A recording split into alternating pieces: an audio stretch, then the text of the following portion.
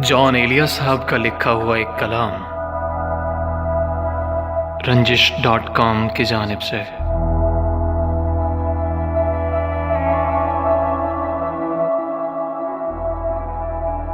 Sir ही अब फोड़िए नदामत में, sir ही अब फोड़िए नदामत में, नींद आने लगी है फुरकत में।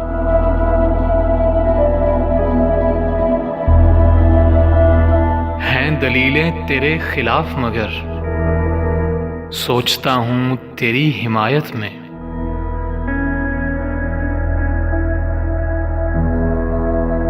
अब फकत आदतों की वर्जिश है, रूह शामिल नहीं शिकायत में।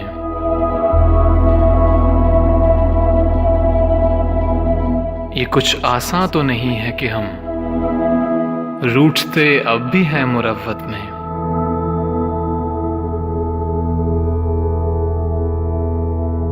वो जो तामीर होने वाली थी, लग गई आग उस इमारत में।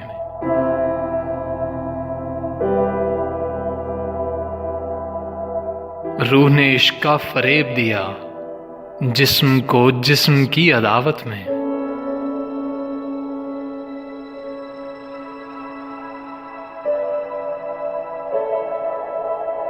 जिंदगी किस तरह बसर होगी,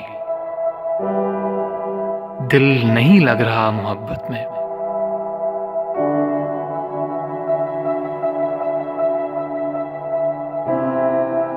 ऐ खुदा जो कहीं नहीं मौजूद, क्या लिखा है हमारी किस्मत में।